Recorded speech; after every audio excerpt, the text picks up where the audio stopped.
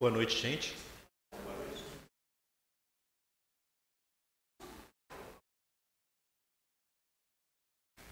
Ficou alto demais. Agora ficou baixo demais. Ou tá bom? Tá bom. Ou tá bom. É que eu não posso abrir mão do microfone porque está gravando, né? As pessoas que vão assistir. Então... Todos bem? Sejam todos bem-vindos a Deolinda Amorim. Muito bom. E com esse friozinho é bom, né? Quando junta muita gente assim, o calor humano aquece um pouco, né? E a gente sabe disso quando termina a palestra. Porque quando a gente sai do salão e vai ali para fora, a gente vê como é que tá frio. Aqui dentro a gente não sente tanto frio quando está lá fora. Quando termina, a gente chega lá fora e... Bom, a nossa palestrante de hoje me pediu para ler uma página que tem a ver com o tema de hoje, né? Compulsão e obsessão à luz da doutrina espírita. O texto é do livro Seara dos Médiuns, Chico Xavier. Fala sobre obsessores. Obsessor em sintonia correta quer dizer aquele que importuna. E aquele que importuna é quase sempre alguém que nos participou a convivência profunda no caminho do erro, a voltar-se contra nós quando estejamos procurando a retificação necessária.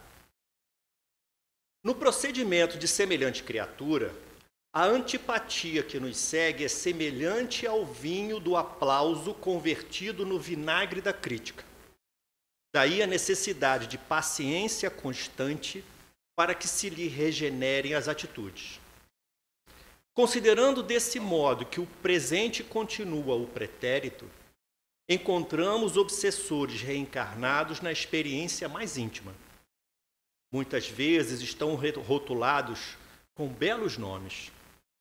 Vestem roupa carnal e chamam-se pai ou mãe, esposo ou esposa, filhos ou companheiros familiares na lareira doméstica.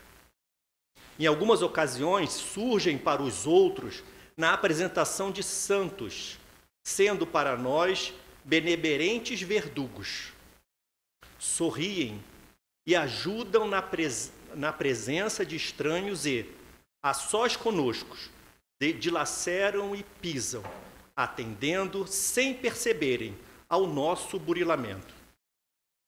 É na mesma pauta surpreendemos desafetos desencarnados que nos partilham a faixa mental, introduzindo-nos à criminalidade que ainda persiste.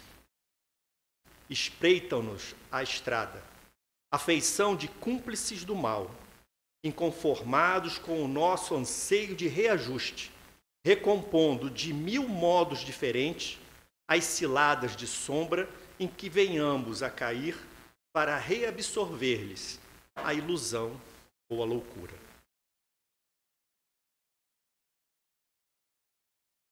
Bom, meus amigos, vamos elevar os nossos pensamentos e ainda assim orar, como disse o Mestre, tentando amar os inimigos, tentando entender aqueles que ainda não conseguiram nos amar. Mestre, que bom conseguimos chegar à tua casa. Chegamos aqui com a alegria de ouvir as tuas palavras e de ouvir as tuas mensagens. Que todos nós aqui presentes, encarnados e desencarnados, façamos dessa hora uma hora de aprendizado, de convívio, e que as boas almas se toquem nos dois planos, para que possamos, a partir de hoje e sempre que nós existirmos, buscarmos o caminho do bem, o caminho da fraternidade. Protege-nos, Mestre, hoje, agora e sempre. Que assim seja.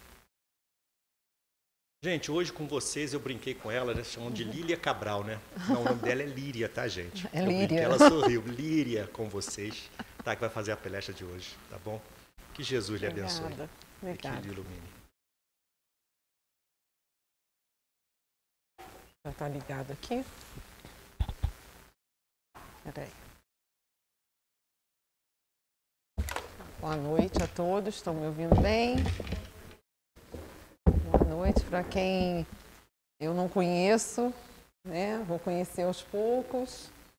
Meu nome é Líria, né? Vim hoje compartilhar um pouquinho com vocês eu falo que das minhas andanças de estudo, de pesquisa, de autoconhecimento, de autoburilamento. E aí a gente é convidado para falar, né? Aí a gente fica assim, o que eu vou falar? O que eu vou compartilhar dessa vez? O que eu tenho feito que eu acho que é importante compartilhar com quem deseja também crescer, amadurecer, né? Então, aí eu escolho um tema, e depois eu me arrependo, que eu fico assim, meu Deus, por que eu escolhi isso tão complicado, né? Como que eu vou tornar esse conteúdo mais doce, né? Mais acessível, mais compreensível, porque numa reunião pública, né, principalmente do sábado, nós recebemos pessoas que já têm algum conhecimento, já acessou algum conteúdo teórico da doutrina, e aqueles que estão chegando, querem conhecer, ainda não conhecem muito bem. Então, a gente tem que ter o cuidado, né, de falar para toda essa diversidade de interesses, né?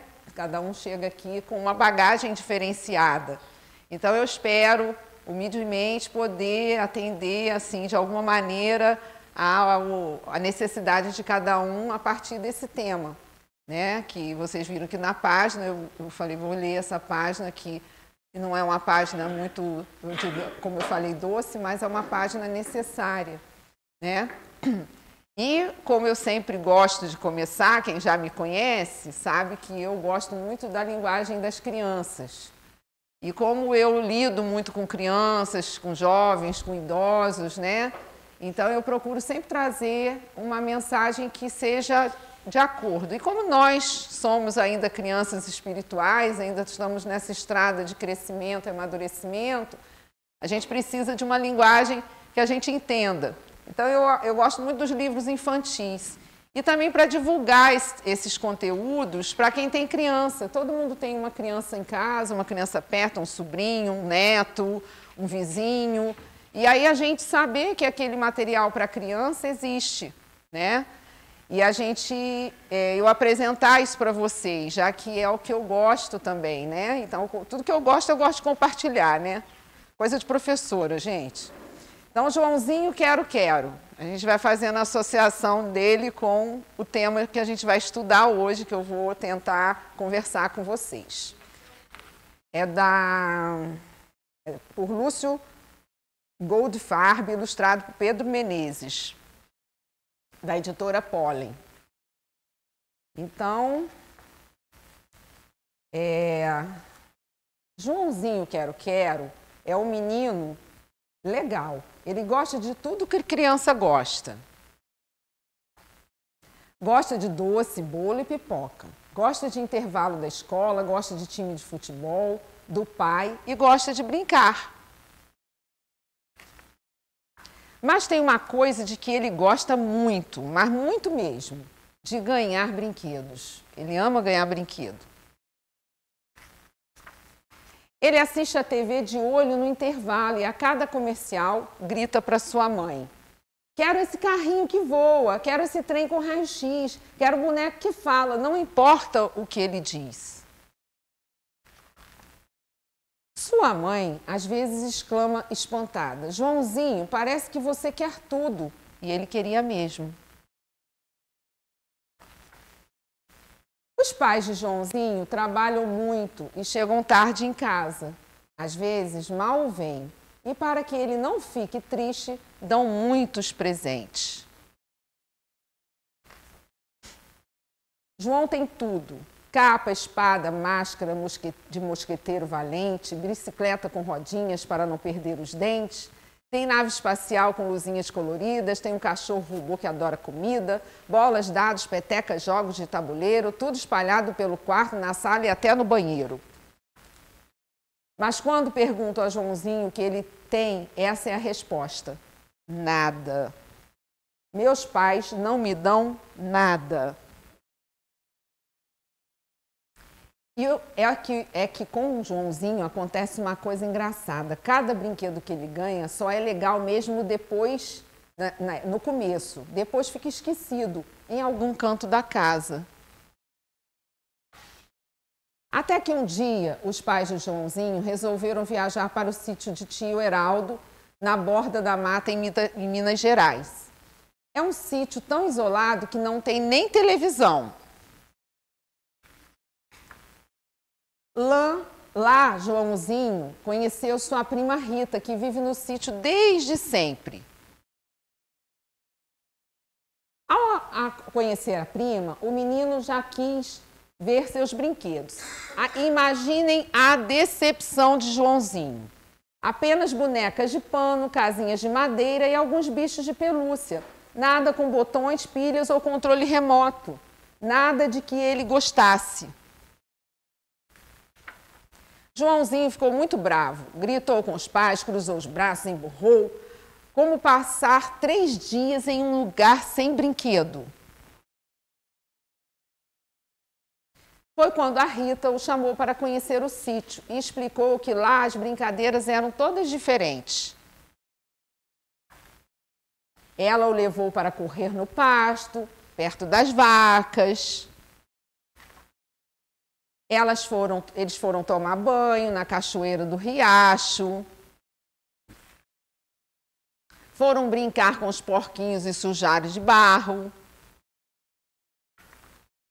Se esconderam no milharal. Olha quanta coisa legal que o Joãozinho foi fazer. Comeram jabuticaba no pé. Muita gente aqui está lembrando, né? O que já fez, né? Eu também. Muito bom. Joãozinho viu coisas que nunca tinha visto. Provocou novos sabores, sentiu novos aromas. No sítio tudo era diferente. Lá até seus pais tinham mais tempo para brincar com ele. Quando voltou para casa, Joãozinho ficou uns dias meio calado, meio pensativo. Seus pais preocupados perguntaram: filho, está tudo bem? Está sim, mãe, tudo bem, ele respondeu em voz baixa. Para não perder o hábito, o pai ofereceu: tem certeza de que não quer nada, filho? Quem sabe um livro novo? Então Joãozinho respondeu alto com um sorriso enorme: quero sim, quero viajar para o sítio da prima Rita. Mas o sítio era muito longe, não dava para ir toda hora. Foi então que o pai de Joãozinho decidiu que era melhor trazer o sítio para casa. E isso era muito fácil. Começava com a família toda brincando juntos. E assim eles passaram a ter uma nova relação no dia a dia com Joãozinho, quero. Né? Então essa história ilustra bem o nosso estudo, né? A nossa reflexão, vamos dizer, a nossa relação com a questão da compulsão e da obsessão, segundo, né, iluminado por uma reflexão espírita, né? E aí eu trouxe essa página inicial porque, assim, eu fui fazer uma pesquisa, porque hoje nós temos grupos de apoio de tudo que é tipo de compulsão, né? E eu fiz uma divisão no estudo, definindo um pouco primeiro o que é compulsão e o que é a obsessão e qual a relação delas duas, como que elas se entrelaçam de alguma maneira. De alguma maneira elas vão se interligar, né? E a gente vive numa sociedade, assim como na história do Joãozinho Quero, né? Muito, que estimula muito o consumo, que estimula muito os prazeres. E nessa relação de vontade, né? Porque o Joãozinho tinha vontade de criança, né? Só que ele só conhecia um tipo de experiência, vamos dizer. Qual era a experiência que ele tinha? Do consumo, do presente, dos objetos, das coisas. E quando eu comecei a contar a história, com certeza nós viajamos, principalmente quando ele foi para o sítio. Tenho certeza que aqui todos lembraram de alguma experiência. Agora, alguém lembra do brinquedo que teve, que quebrou, que... Dificilmente, a não ser um brinquedo muito especial, que ganhou numa situação muito especial, né? Que alguém especial trouxe, que às vezes a gente guarda para quando tiver um filho, um neto, né? esse brinquedo tem toda uma energia, né, especial. Então, não é um brinquedo qualquer que a gente comprou numa situação do dia a dia, né? Então, vamos diferenciar. Mas o Joãozinho não tinha experiências variadas, diferente do consumo. Então, até que ponto nós também vivemos em uma sociedade que estimula muito a questão do consumo e a questão dos prazeres. Quer dizer, eu preciso estar sempre sendo recompensado. Então, eu preciso de recompensas. Só que se essa recompensa passa a ser um automatismo, né, eu busco a recompensa como automatismo, ela vira algo que eu não consigo ficar sem, né? E foi interessante quando eu estava buscando as imagens, né, a partir dos grupos de apoio, né? São todos grupos, gente tem grupo de apoio, mas assim, a gente não imagina quantos. Quando a gente vai fazer a pesquisa, se vocês entrarem, grupos de 12 passos, então tem grupos de 12 passos para tudo. E a filosofia dos 12 passos é muito interessante. E nela está incluído um Deus superior, né? O poder superior, que eles dizem que é o Deus como cada um concebe. Né? Cada um concebe Deus, às vezes, de uma forma. Nós aqui concebemos Deus de uma forma. Se a gente vai na Igreja Católica, tem outra roupagem, e assim todas as correntes religiosas. Mas o importante é que se essa fé é professada com sinceridade, com uma relação verdadeira, ela conforta, ela ajuda, ela apoia, né? Então, nós vemos, por exemplo, nos irmãos evangélicos, um trabalho muito interessante relacionado a esses trabalhos de 12 passos. Mas, necessariamente, quer dizer, esse trabalho não é... Porque muitas pessoas, eu vejo, já ouvi, que tem preconceito por esse trabalho, que acham que é uma corrente religiosa que idealizou, e não é, né?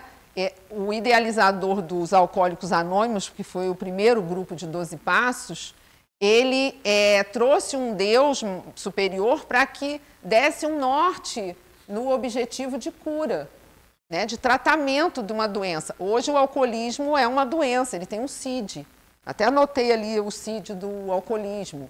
Né? Tabagismo tem um CID. Né? Compulsão por compras, oniomania tem um CID. Né? Todos têm o CID. Muitas das compulsões já têm um CID, porque já se configura como um transtorno do comportamento que gera transtornos mentais e que precisa de auxílio, de ajuda. E aí a gente vai conversar como que a doutrina também entra nesse trabalho, né? A doutrina espírita.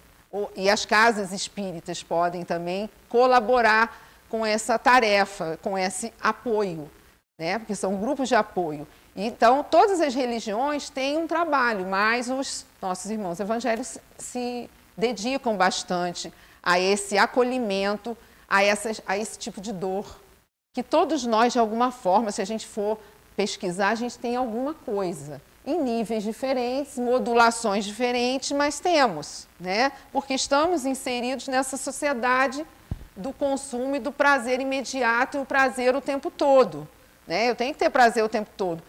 Tanto que nós estamos sendo estimulados, até de certo ponto é bom e não é, por exemplo, qualquer dor, qualquer tristeza, a gente toma um remédio. A gente começa a ter uma dorzinha de cabeça, como dizia meu irmão mais velho, está vindo lá na esquina. Ele dizia assim, minha dor de dente está vindo lá na esquina. Né? Aí já toma um remédio. Né? A gente já tem uma bolsinha cheia de remédio, né? A gente não quer sentir dor. Mas, no fundo, a dor, ela nos sinaliza alguma coisa. Algo não está legal.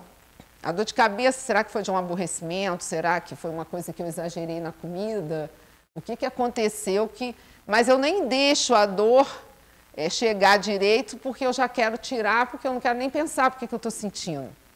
Então, nós temos também uma indústria farmacológica que estimula. O remédio é útil? Sim, claro. É necessário? Também. Até nos casos de compulsão, a gente vai ver. Então, quando eu fui pesquisar, por exemplo, essa figura aqui, é um grupo que trabalha, que desenvolve um apoio aos comedores compulsivos. E aí o nome do grupo é Café Abstinente. Aí eu fiquei assim, eu sou cafeólatra, né? Eu sou viciada em café. Eu sei que sou por quê? Quando que eu descobri que eu sou viciada em cafeína? Eu tive que fazer um exame de serotonina e tinha que ficar 24 horas sem café. Gente, no dia seguinte a minha cabeça latejava, mas tanto. E eu não podia nem tomar o remédio, porque o remédio tem cafeína. Né? O remédio para dor de cabeça tem cafeína. Eu falei, eu tenho que aguentar. Eu não dormi e tal. Eu falei, meu Deus, se eu desencarnar hoje, eu vou ficar na porta de padaria pedindo alguém para tomar café. Né? E aí a gente vai entrar lá na obsessão simples. Essa vai ser uma obsessão simples, eu não vou querer prejudicar ninguém, eu só vou querer tomar um café.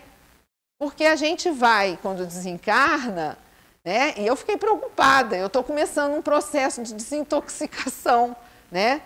Lentamente, mas estou começando, porque não sei se vai dar tempo, se eu demorar a desencarnar, acho que vai, né? Mas se eu desencarnar logo, talvez não dê. E aí eu vou levar, porque a gente vai levar. A gente vai deixar aqui o corpo, né? Essa roupa, que a gente educou, nós educamos para vícios, né? Os vícios que a gente já traz de outras experiências reencarnatórias e o que eu estou ensinando e aprendendo a mim mesmo nessa vida, né? E muitas dessas compulsões, elas não vêm de estímulos a vidas passadas, às vezes a gente adquiriu nessa vida. Mas nós temos as experiências do nosso pretérito que muitas vezes nos estimulam porque nós temos padrões que a gente está repetindo. Né? Então, por exemplo, o vício do poder. Né? Não existe um grupo, eu não vi grupos de 12 passos para pessoas que querem ter poder o tempo todo, né? Mas nós temos, por exemplo, o CODA, que são as pessoas que se identificam com relações de codependência. E nessas relações de codependência, se vocês forem olhar lá o objetivo desse grupo, é muito interessante. São relações principalmente de controle. As pessoas muito controladoras, perfeccionistas, né? Que se a gente for analisar, a gente sempre tem uma dose disso. Mas será que isso me impede de ter uma vida saudável? Porque essa é a medida, né? Eu estou vivendo a vida dos outros, eu estou vivendo para agradar os outros, eu estou vivendo o que o mundo quer que eu viva, e eu? O que eu quero, o que eu posso, o que eu desejo? Então, nesse grupo, você trabalha essas questões. E aqui está inserida a questão do poder, porque, no fundo, a gente quer ter poder. Né? Não só, o nosso equívoco, vamos dizer, é que a gente não quer ter poder sobre si mesmo. Né? A gente quer ter poder sobre os outros, porque se a gente investisse toda a nossa energia sobre nós mesmos, a gente já estaria anos-luz na frente. Né? Nós temos o único poder que nós temos é de nos autotransformar, né? De nos autoavaliar, de ver o que a gente precisa melhorar, mas o outro não. O outro é com o outro. O outro só vai fazer a hora que ele quiser, a hora que ele achar que deve, a hora que... Né? E aí a gente tem aquele hábito assim, não, eu fui numa palestra, não, mas aquela palestra era para fulano, não era para mim. Não tem? A gente não faz isso? Mas se eu estava lá, era para mim também. De alguma maneira, mesmo que eu vá ajudar aquele que precisa. Porque se é meu amigo, eu convivo com ele nessa situação e eu quero ajudar. Né? Então a gente tem que saber ajudar até para ajudar da maneira melhor, sem invadir a vida do outro, sem... humilhar o outro, sem dizer que ele é incapaz, né? Ou que ele está de frescura. Né? Então, quando a gente vê, assim, por exemplo, mulheres que amam demais, né? Aí a gente entra na questão do ciúme exagerado, pessoas muito inseguras, e que todos esses trabalhos têm uma questão de feridas emocionais, né? Que, em geral, estão na própria encarnação. Então, por exemplo, a gente vê aqui na história do Joãozinho Quero-Quero, ele tinha uma feridinha ali, de certa forma. A gente, como pais, sempre tem aqueles dilemas, né? Mãe, então, já nasce culpada, né? Mãe, desde que pariu o primeiro filho, já está culpada, né? E aí, essa luta de modular o que eu dou de atenção, o que eu tenho para dar, o que eu tenho que exigir, o que eu tenho que deixar, quando que eu vou abrir mão, o filho já está com 40 anos, eu ligo todo dia, né? Então, assim, nessas relações, como foi até lido na página inicial, quer dizer, os nossos companheiros, e que a gente até pode dizer assim, que são nossos obsessores, muitas vezes não estão desencarnados, né? São aqueles que estão com a gente e a gente está trabalhando essas questões do equilíbrio emocional, né? Porque no fundo é o equilíbrio emocional, a gente está se descobrindo para poder buscar um equilíbrio e sairmos dessa vida melhor do que chegamos. Né? A gente não vai sair com a síndrome de Gabriela, eu nasci assim, eu fiquei assim, vou embora assim, não. Né? A gente não vai desperdiçar uma encarnação. Né? Estamos aqui numa noite de sábado, cheio de festa junina aí fora, a gente abriu mão das festas juninas para vir para cá, né? Não vai comer maçã do amor, salsichão e tal, então é sinal de que a gente está preocupado com o nosso autoconhecimento, com a nossa instrução. Depois a gente até pode ir para a festa também, né? Não é nenhum crime buscar os prazeres, porque aí a gente vai modular essa questão da vontade, porque assim como o Joãozinho, o trabalho de compensação, quando a gente desenvolve compulsões, é de modular a vontade. Eu tenho vontade, eu faço aquilo que eu acho que é bom para mim, na minha dinâmica, na minha circulação com a vida, ou as coisas mandam em mim, a ponto de me impedir de ter uma vida minimamente saudável e tranquila, né, sem me causar grandes dores. Né? Os devedores anônimos, pessoas que sofrem da oniomania, tanto a compulsão por compras, como também a compulsão por endividamento. A pessoa que, enquanto ela não está no vermelho, ela não estourou todos os cartões, não pegou todos, ela não para. Né? E a gente acha assim, não, ela não tem juízo, ela é desorganizada, ela é isso, ela é aquilo. Na maior parte das vezes é uma doença, é uma compulsão. E tem o CID também. Então, é uma doença. E quando a pessoa que passa por essa experiência, ela traz para o nível consciente, porque enquanto a gente não tem consciência, a gente dá desculpa. O alcoólatra, não, eu só bebo quando eu quero.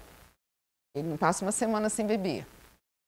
Ou então, tem vários níveis de alcoólatras, né? Tem vários tipos, quer dizer, de alcoólatras. Mas se ele não fica sem por um tempo, ele já tem uma certa dependência, aí tem que se ter cuidado. E é espantoso, né, quando a gente começa a pesquisar e aprofundar os estudos, o número de pessoas no mundo. Né, o alcoolismo, por exemplo, é o maior índice de compulsão é do álcool. Até porque nós temos uma indústria que hoje não tem mais, assim, as propagandas são menos propagandas, mas ainda existe um estímulo, né, ao consumo de álcool. Né? Então, 7,5% da população mundial sofre de alcoolismo. Isso que está sendo, vamos dizer, monitorado pelos médicos, né, quando é cadastrado isso, fora aqueles que não procuram ajuda ou que nem vão ao médico. E desses 7,5%, aqui no Brasil, 3% dos brasileiros são alcoólatras. Né? E aí, dentro desse total, alguns buscam ajuda, outros nunca buscam. Né? As famílias sofrem. E aí, nesses grupos de apoio, tem os grupos que também apoiam as famílias dos alcoólatras. Porque toda pessoa e quase todo mundo tem alguém próximo que tem uma dificuldade, uma questão com o álcool. A gente não consegue se reunir, às vezes, né, para comemorar alguma coisa sem ter bebida. É difícil você ver grupos que se reúnem e quando tem aquele grupo que bebe, chega um que não bebe, todo mundo fica incomodado, não é assim? Ah, mas por que você bebe só um pouquinho? Ou então, por exemplo, a pessoa está fazendo dieta de açúcar. Açúcar hoje é tido como um elemento viciante. Aí a pessoa é diabética, não pode mais. Aí, então, não, é só docinho, é só hoje. Então, sempre tem um obsessor, gente.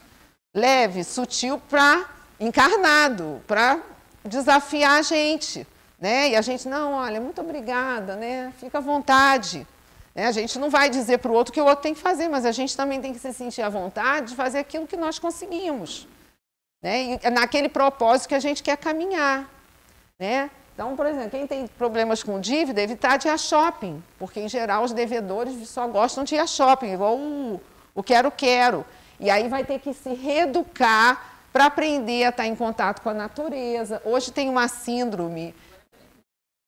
Agora, na pandemia, o número de endividamentos foi enorme porque as pessoas passaram até as lojas dentro de casa, né? Aí a gente pensa assim, ficou mais difícil porque não sai. Não, porque as lojas vieram para dentro, né? A tecnologia facilitou. Ainda tem o Pix. O dinheiro vai e você nem vê. Quando você chega na conta, gastei tudo, né? Porque o Pix é uma coisa invisível, né? O dinheiro ficou invisível. Então, você só vai ter noção quando chega o boleto lá para pagar, que também é virtual, você já não pega mais. Então, por exemplo, uma das ferramentas, porque esses grupos, eles não vão fazer mágica, nenhum deles fazem mágica, mas eles ofertam ferramentas para as pessoas poderem se organizar naquela fragilidade e estabelecer metas, poucas, cada um no seu tempo. E por que em grupo? Porque a força do grupo, um ajuda o outro, um tem a mesma dor do outro. O compartilhamento é muito importante. Como que a gente se sente bem, né, quando a gente se reúne com amigos e cada um conta o que tem vivido de dores e alegrias e tal, não é legal? A gente sai muito feliz quando é uma troca boa, não só de alegrias, mas também das dificuldades que cada um está passando, mas é bom, né? Então, imagina grupos que se reúnem para falar das suas dores. Tem grupos de apoio de pais que perdem filhos precocemente. Grupo de apoio, eu frequentei na pandemia um grupo de apoio de pessoas que perderam pessoas com Covid. Porque foi até um trabalho do Jardim das Oliveiras. Então, é importante a gente trazer esses exemplos, que foi uma casa espírita, que é o fundador, né, é o Dr. Alberto Almeida. Ele lançou vários trabalhos de apoio no período da pandemia, lançou cursos. Eu fiz 2 cursos dele. Assim, você paga, todos os recursos vão para o Jardim das Oliveiras. Ele não fica com nada, né? Então, você, ao mesmo tempo que está ajudando, você está se autocuidando, estudando. Então, ele deu um curso de apoio para o luto. O luto era todo sábado, domingo, se eu não me engano, às 6 horas da tarde, era 1 hora de encontro, dividia-se em salas. Cada psicólogo ficava com 10 pessoas para as pessoas poderem falar da sua dor. E tinham pessoas que perderam 4, 5 membros da família, né? Então, foi uma experiência muito difícil, né? A gente ainda está vivendo aí situações até decorrentes dessas experiências. E ele fez depois o curso do Cuidando da Criança Interior, que agora vai ser lançada, está abrindo vagas para a 6ª turma, acho que eu fiz na 3ª turma. E o curso do Perdão, que também foi muito interessante, porque nesses processos de compulsão, ele se desenvolve muito a partir de culpas, de vazios existenciais, que a gente quer preencher com alguma coisa. Não, vou viajar para esquecer. A fantasminha vai junto, né? Aonde você for, ele vai. Então, que tal assim procurar um terapeuta antes de viajar, né? Para viajar mais leve, né? Não levar os fantasmas na bagagem, né? Então, a gente busca subterfúgio, vou fazer umas comprinhas para relaxar. Aí compra muito mais do que precisa, ou do que deveria, ou do que pode, principalmente do que pode arcar no final, né? Que na hora que fecha lá o orçamento, a conta não bate. Onde eu gastei. Então, uma das ferramentas é anotar tudo, para ter noção. Por isso que o Pix é um perigo, porque você não vê, né? Você tem consciência do que você tem, do quanto você pode gastar, né? Aí a tecnologia, na pandemia, outro gatilho. Quem tem algum vazio se escondeu atrás do uso de redes sociais, ou então ficou vendo coisas, e né, isso vai gerando um quadro de ansiedade, a pessoa quando vê não fez nada. Aquelas que têm tendência à procrastinação, que é uma questão, deram vazão a isso, porque perdem a noção. Eu conheci pessoas que colocaram aplicativos para ver quanto tempo fica no celular. E aí a pessoa assim, fiquei 5 horas. E às vezes tinha filho pequeno. Aí tem uns vídeos que rolam na internet, a gente ri, mas é trágico. A mãe está olhando no celular, aí o carrinho está vazio, ela começa a correr atrás do bebê, o bebê está aqui. O que é isso? Está no colo. Dispersão.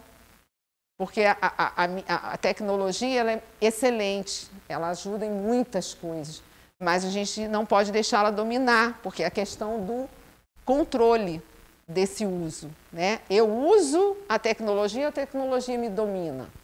Como é que eu me relaciono com isso? Então, a busca desse equilíbrio. A gente está em constante busca de equilíbrio, de uma relação saudável com essas coisas, né, que nos ajudam, mas que não podem virar um problema. Então, tem a tecnologia e outros, né? Cadê o... Ah, tá aqui, desculpa, esqueci de pegar. E aí, então, eu trago a definição de compulsão, né? A imposição interna irresistível que leva o indivíduo a realizar determinado ato ou a comportar-se de determinada maneira. Então, uma coisa que me domine. Então, se eu faço uma autoavaliação, por exemplo, a escrita, né? Escrever, eu trabalho com redação e trabalhei muitos anos com idosos e a gente fazia, de certa forma, uma escrita, vamos dizer, terapêutica. Porque aí você vai elaborar as histórias do passado, você vai rememorar coisas. E nesse trabalho de memórias, você acaba mexendo em questões que ficaram meio que debaixo do tapete, né? E ali a gente tinha um momento para falar. E aí, por exemplo, o curso do perdão do Dr. Alberto, ele fala da questão dessas situações que a gente criou para a gente e que a gente tem que se perdoar, porque aí depois a gente entra num estágio da vergonha, né? A gente não quer assumir. Por quê, gente? A gente é o quê que não deixa a gente assumir? A gente é orgulhoso, aquela questão maior, né? Que nós todos estamos lutando. A gente é vaidoso, a gente não quer ter problema. O vizinho tem, ela tem, mas eu não. Eu sou bonita, sou perfeita, eu faço tudo certinho, eu vou na casa espírita todo sábado, né? Então, é isso mesmo, tem que vir. É bom, é ótimo, porque ajuda a modular, né? Mas a gente precisa, no nosso cantinho íntimo, sem precisar anunciar, tanto que esses grupos são anônimos. O que é o anonimato nesses grupos? O que acontece lá, fica lá. Não sai de lá. E agora, na pandemia, foi tudo virtual, né? Enfim, a gente ficava com medo, né? Será que alguém vai saber disso? A gente não sabe, né? Vamos confiar na privacidade das coisas, dos espaços tecnológicos, né? Então, mas quando você assume realmente, você está feliz e leve por ter assumido alguma coisa e está buscando os espaços de ajuda, se alguém souber, isso já não vai ser tanto problema. Só é muito vergonhoso quando nós não aceitamos em nós. Aí quando alguém vem falar, a gente fica ofendido, né? A mãe chega para o filho ou para a filha que está pedindo ajuda financeira, você não acha que você está gastando demais, você não acha que você gasta mais do que você ganha, e pronto, aí vira uma briga, né? A mãe ou o pai está sendo ali aquele anjo, né? A gente reza, né? Que apareça um anjo que me ajude e tal, aí a mãe vem dar um conselho e a gente briga com a mãe. A mãe mandou, igual aquela história do barquinho, né? O cara estava se afogando, aí vem o helicóptero, vem tal, vem não sei quem, e ele morre afogado. Quando chega lá, poxa Deus, você não me salvou, não, Deus vai me salvar. Porque ele falava, Deus vai me salvar. Deus... Ele, poxa, eu mandei um barco, mandei um helicóptero, mandei tudo, você não foi? Né? Então, é isso. Nós temos todo esse mar ainda de desafios emocionais, psicoemocionais, mas nós temos uma grande manancial de ajuda. Nós temos a medicina, né? Hoje nós temos um trabalho muito importante da AME, né? Que é a Associação Médico Espírita, que está fazendo uma ponte muito interessante entre os problemas físicos, psicossociais, porque a sociedade também entra, porque a sociedade interfere nesses processos, assim, por exemplo, o estímulo ao álcool, o estímulo ao consumo. Isso é um problema que a sociedade cria. E aí, como é que faz com os resultados disso, com as consequências? Por exemplo, o tabagismo virou um problema tão grande para os cofres públicos que foi proibida a propaganda, né? Virou um problema, porque a despesa ficou maior do que o lucro, né? Então, vamos deixar o problema explodir para depois a gente ver o que faz para consertar. Mas será que a gente precisa deixar o problema explodir? Será que a gente pode se movimentar de forma que a gente mesmo possa resolver as nossas questões quando a gente começa a entender as nossas dores? E a gente precisa ter uma relação com essas dores. Por isso que tomar demais remédio, querer ficar feliz o tempo todo, aí tomar remédios que nos deixem felizes. Não, aqui eu não estou fazendo nenhuma apologia contra remédio, não. Eles são necessários em muitos casos. E a própria doutrina nos diz, primeiro a gente cuida do corpo. Então, quando a gente vai tentar definir, mas isso é uma compulsão, tem alguma relação com obsessão, eu estou sendo obsidiado? Pode ser, mas primeiro você tem que procurar um médico, psiquiatra, se você está tendo um descontrole emocional que está interferindo na sua vida, você tem que procurar um psicólogo. Você deve ir numa casa espírita ou religiosa que te apraz. Você vai se mergulhar, como dizia nossa amiga Inês, no fluido magnético. Você vai tomar água fluidificada, isso faz parte do tratamento. Você vai ter a conversa fraterna, se eu tiver com muita dificuldade, muito angustiado, nós temos pessoas na casa confiáveis que vão manter o anonimato dos nossos problemas, que a gente pode se abrir em momentos mais difíceis. Eu fui muito, quando cheguei no Deolindo, cheguei em uma situação muito difícil emocionalmente, e eu fui muito bem acolhida, eu fui muito bem amparada. Então, eu tive aqui um apoio importantíssimo, mas não, eu tive que procurar também o médico, eu tive que procurar o psicólogo, eu tive que procurar outros tipos de ajuda junto com o trabalho da Casa Espírita, né? Então, conjugar, eles se complementam, essas atividades vão se relacionar para a nossa cura, cada um na sua questão, né?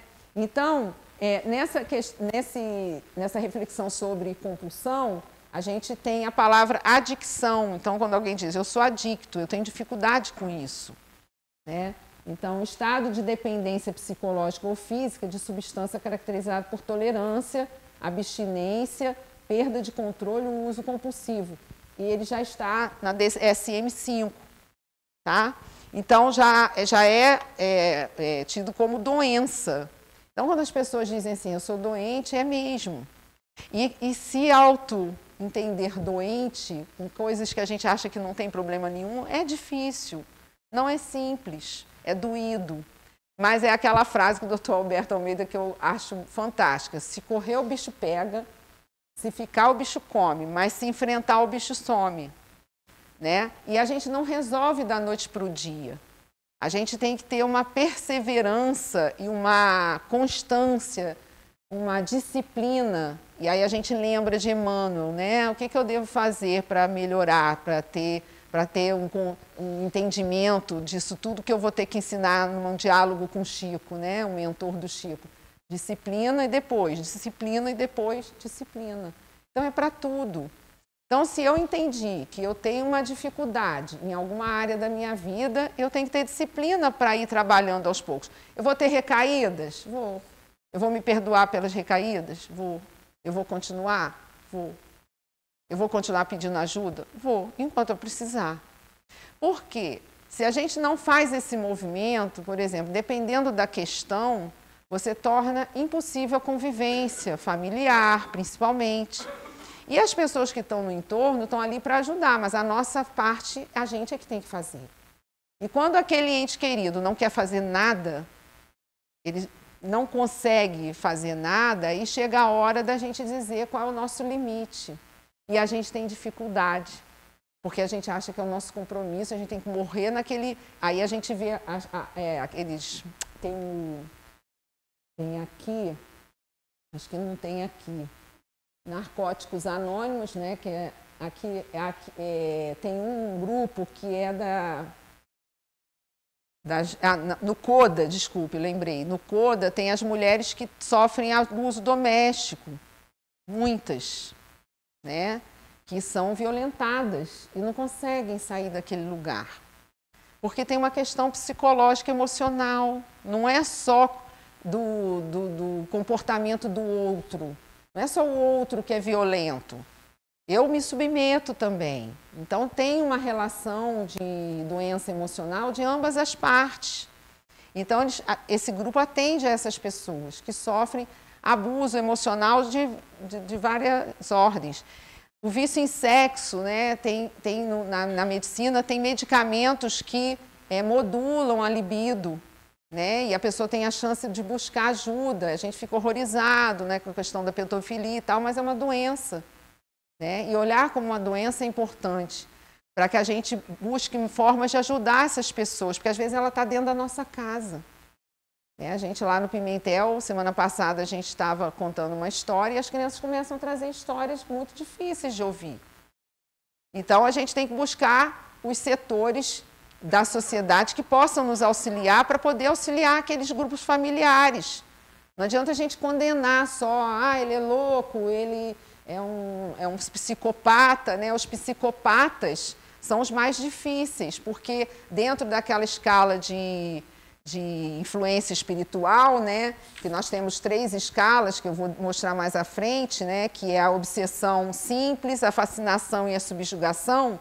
O psicopata está no nível da subjugação, em que a espiritualidade, por exemplo, acopla ali e domina totalmente, né? E ele, na nossa medicina do mundo, eles não têm cura, porque eles não se sensibilizam.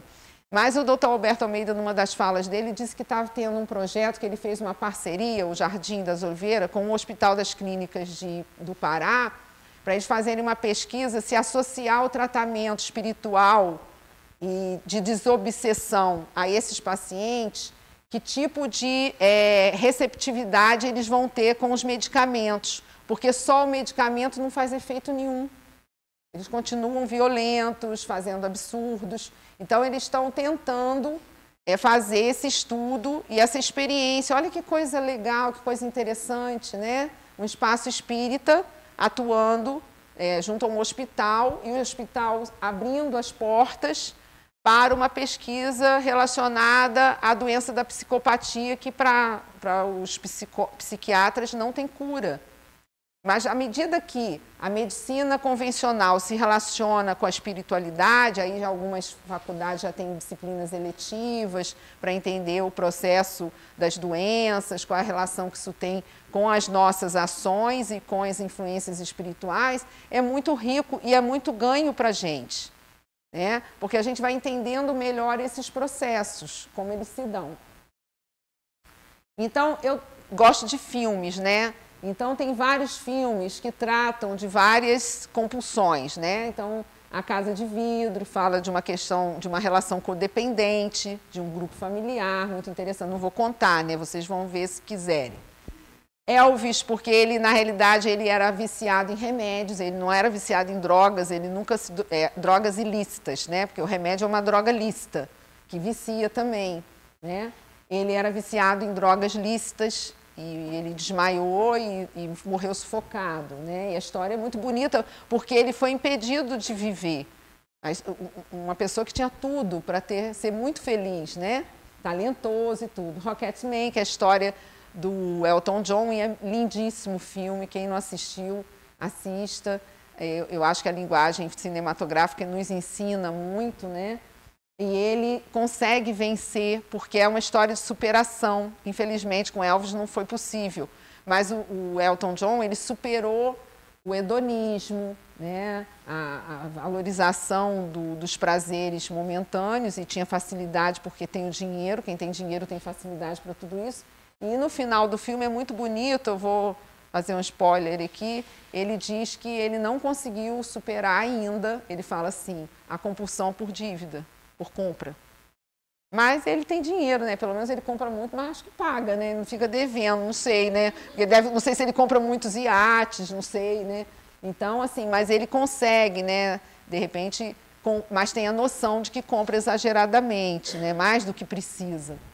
Então, é um filme belíssimo, Terapia do Sexo, que fala de um grupo de apoio. Esse filme é lindíssimo. E aí tem várias compulsões ali nas relações de filme. E aí traz a questão do viciado em sexo, principalmente, e as dores que essas pessoas vivem, porque elas não conseguem estabelecer laços afetivos. Isso é uma dor muito profunda, gente. Imagina a pessoa que não consegue estabelecer... E ele quer, ele deseja, mas ele não consegue, é mais forte do que ele. E a energia sexual é uma energia muito forte, é uma das energias mais fortes da natureza, né? No Evangelho, a gente vai estudar lá, quem for estudar sobre energia da sexualidade, todo mundo assinou o livro, eu vou sortear um livro que fala, né, sobre a energia sexual, que é Vida e Sexo, do Chico, psicografado pelo Chico, pelo Espírito Emmanuel, e a gente estuda mais profundamente a força a natureza dessa força criadora, que é uma força criadora, mas que pode virar um problema para a gente. Até porque a gente também é estimulado, né? Aí a gente vai ver que 50 Tons de Cinza faz um sucesso enorme, né? Tanto o livro quanto os filmes. Então, o que está atendendo, né? O que isso está atendendo? Como que isso também nos estimula? É a questão do estímulo social, né? Aí eu trouxe a Vida Secreta 18, também na parte 28 dias de uma alcoólatra, muito bonito esse filme. A Baleia, que ganhou o prêmio agora, fala da obesidade. E aí eu lembrei muito daquele programa, quem já viu, do Dr. Nau, dos obesos mórbidos, né? E é muito interessante que a maior parte, quase que 90% dos casos, sofreram abuso sexual na infância. Então, eles querem ficar disformes para ninguém ter atração sexual por eles. Porque uma pessoa disforme, ninguém tem atração sexual, né? Ela nem consegue. Então, olha só, os mecanismos psíquicos, emocionais criam. E, às vezes, a pessoa não dá conta daquilo. Ela come, sente felicidade quando come, depois se culpa porque comeu demais, porque está morrendo, porque está se matando. Ela só não tem coragem de se matar. Coragem, acho que não é bem a palavra, ela não se mata, né? Mas ela tem o desejo de morrer logo, porque ela não está dando conta daquele sentimento que ela não trabalhou, não desenvolveu, não partilhou com ninguém, né? Então, os comedores compulsivos fazem um trabalho de dialogar com essa necessidade, porque a gente come.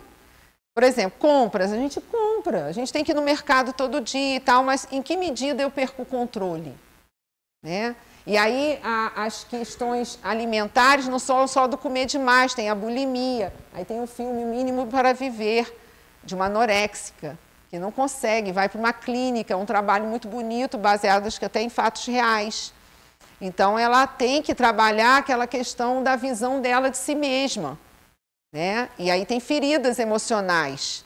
E aí o curso que o Dr. Alberto Almeida está lançando, que eu fiz, Cuidando da Criança Interior, é muito bonito e é muito importante para a gente. Porque muitos dos nossos sentimentos atuais, a gente vai ver, são questões que ficaram lá do passado, da nossa infância, às vezes no útero. Né? E a gente não se dá conta. Agora, não é para a gente culpar o outro.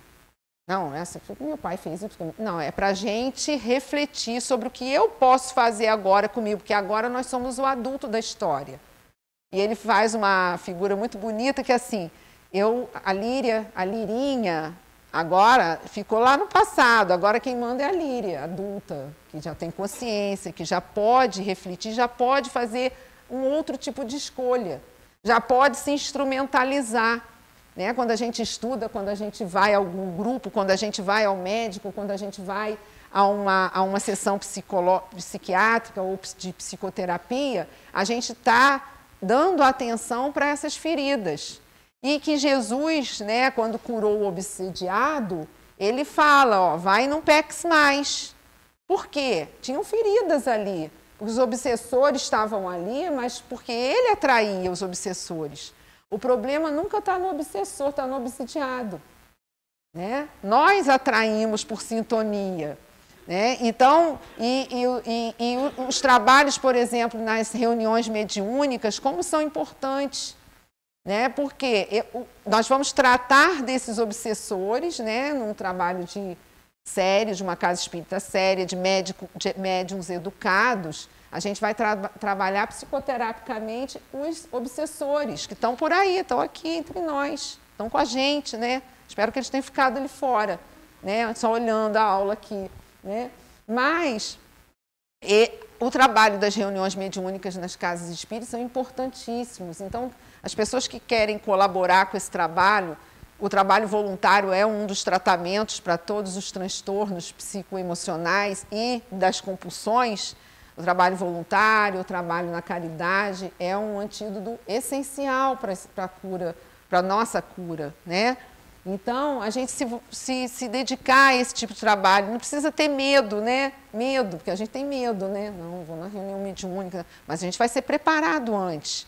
Existem casos que tem reuniões públicas, reuniões mediúnicas abertas, né? Mas aqui em Teresópolis eu não sei se tem, como que é, mas tem, né? E aí, às vezes, esse trabalho também é importante, porque eu vou entendendo esses processos. Não que eu queira lá dialogar com o meu obsessor, porque isso é complicado.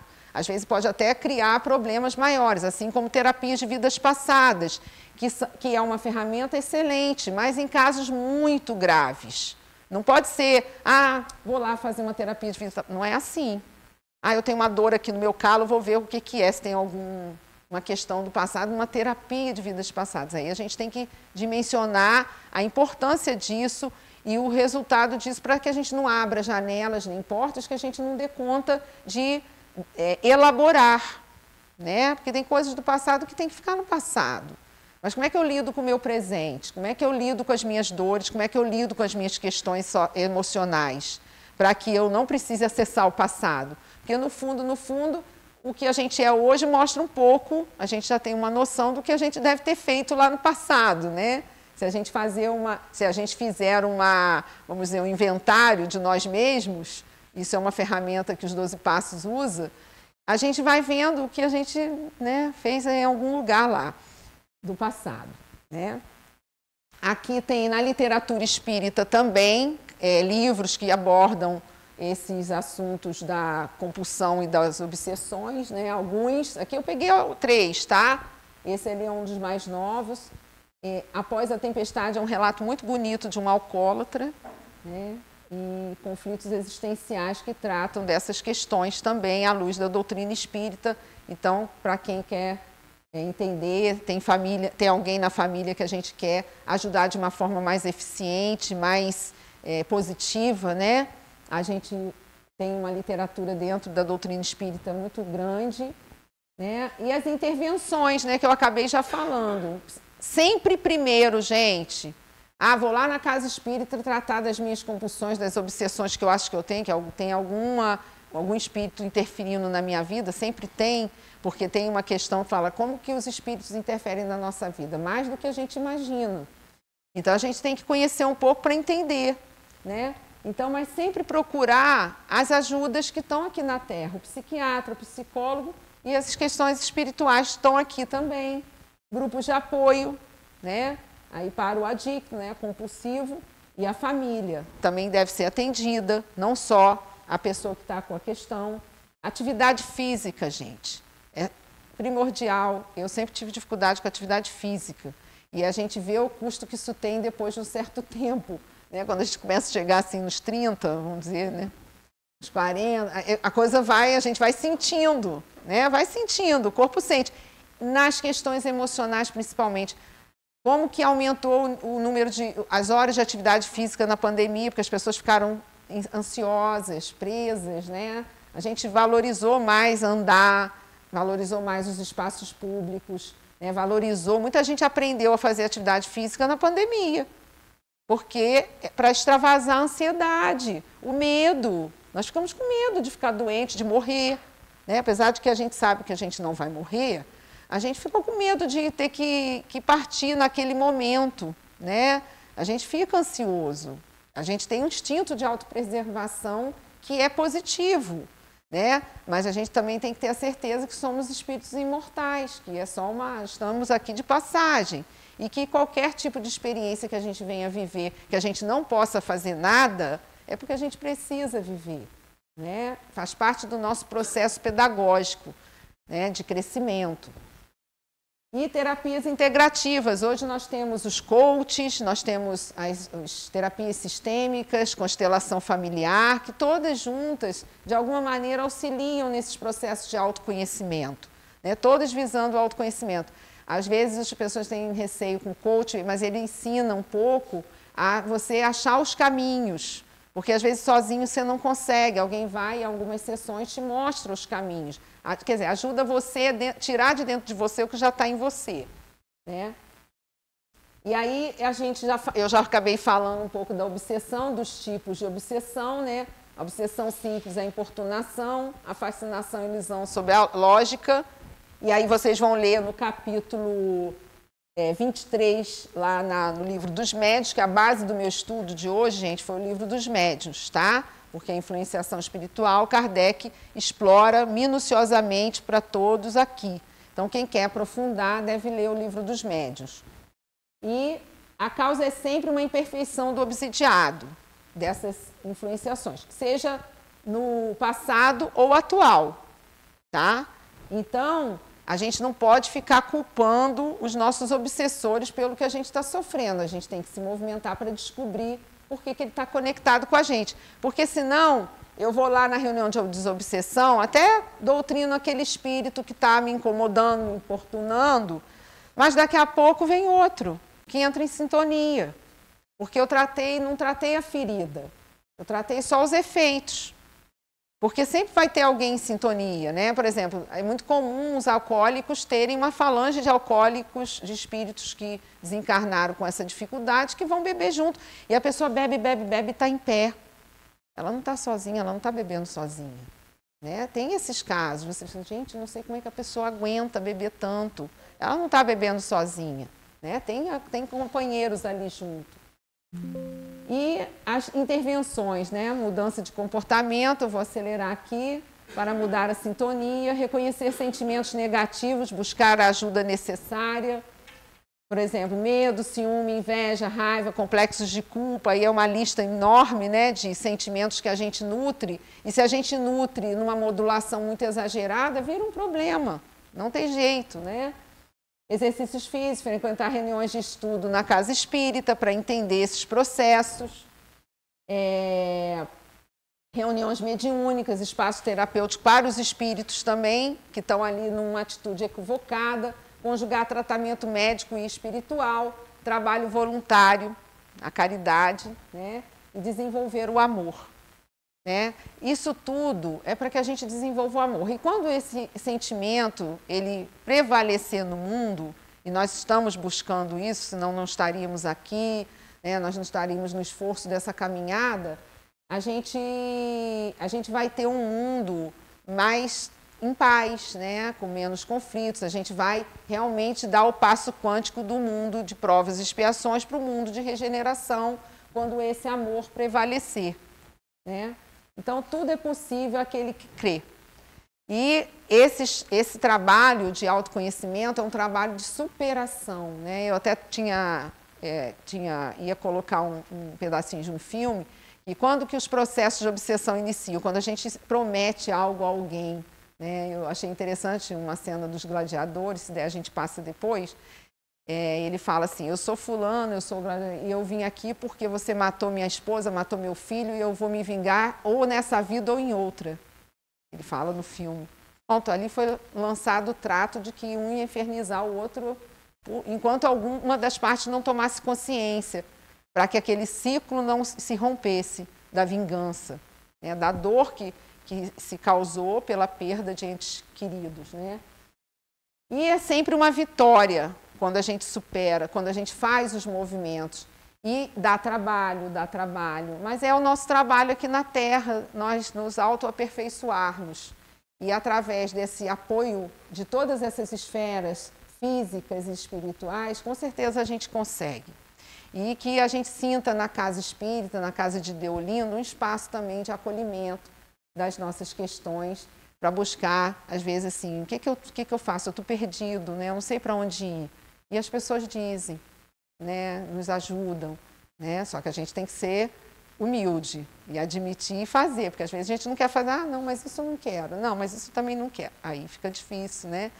Então, que a gente tenha essa docilidade, que a gente trabalhe essas questões para que a gente possa avançar para esse bem-estar, né, emocional, espiritual, de paz e felicidade. Tá? Esse era o recado, assim, a troca que eu tinha para fazer com vocês. Depois a gente sorteia o livro aqui que vou sortear para vocês. Tá bom? Aí, Antônio.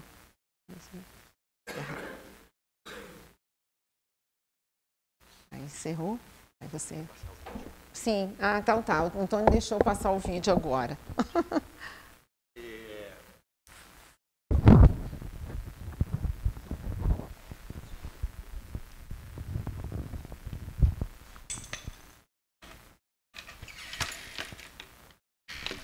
Eu tenho que fazer minha mágica aqui, senão não sai na gravação. Então, o que a gente vai fazer agora? São dois... vai passar os 2 vídeos? Pode, é porque um é bem miudinho. Já são 7, são 8 e 5. Vocês se incomodam? Da gente? Vocês vão mandar a gente para um brau se a gente passar... Vocês não, vão né? ficar bravos? Tá bom, né? Foi tão boa, né? Vamos continuar mais um pouquinho, né? Então, vou fazer o seguinte. Eu vou encerrar a gravação agora da palestra, que foi muito boa. Obrigado pela tua mensagem. Obrigado pela paciência. Não, paciência nada. A gente bebeu nessa fonte, né? Muito bom. E por uma questão de como é que é o nome? Direitos autorais, obrigado. Direitos autorais, a gente não vai poder colocar isso no YouTube. Então a gente encerra agora a palestra da Líria. E obviamente, assim, quem está aqui vai aproveitar mais, né? É bom para quem está vendo a palestra, assim, então eu vou lá, porque tem certas coisas que eu perco, né? Vem a Casa Espírita, vem a Deolida Amorim, tá bom? Tá bom, gente? Então deixa eu só interromper a gravação e vou passar o vídeo para a gente ver, tá? Até já. Rapidinho, é pequenininho os dois, tá? Um é sobre o trecho da questão de como a gente estabelece os nossos quadros obsessivos e o outro é para finalizar sobre a questão de superação, um vídeo muito bonito.